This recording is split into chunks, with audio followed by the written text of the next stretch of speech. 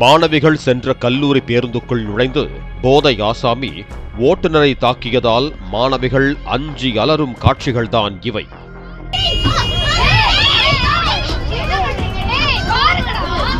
மதுரை விமான நிலையம் அருகே உள்ள நாகரத்தினம் கலை மற்றும் அறிவியல் கல்லூரியில் சுற்றியுள்ள பல்வேறு கிராமங்களிலிருந்து மாணவர்கள் பயின்று வருகின்றனர்.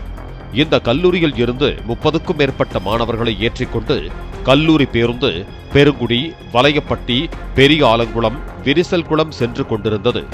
அப்போது ஆலங்குளம் கிராமம் சாலையில் இறுதி ஊர்வலம் சென்று கொண்டிருந்தது. அப்போது கல்லூரி பேருந்து ஓரமாக ஒதுங்காமல் சாலையை கடக்க முற்பட்டதாகவும் சப்தமாக ஒலி எழுப்பியதாகவும் கூறப்படுகிறது.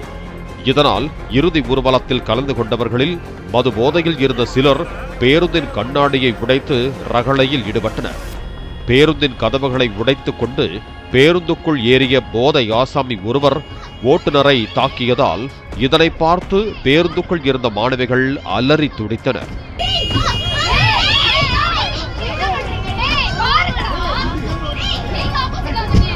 இதனை படம் பிடித்த மாணவி ஒருவர் தனது பெற்றோருக்கு தகவல் தெரிவித்தார். போதை ஆசாமிகள்தான் தறிகட்டு நடந்து கொண்டார்கள் என்றால் புத்தி சொல்ல வேண்டிய பெரியவர்களோ தங்களுடன் வந்தவர்கள் யாரும் ஓட்டுநரை தாக்கவில்லை என்றும் பேருந்தின் கதவு பூட்டியே இருந்ததாகவும் கூறி சமாளித்தனர்.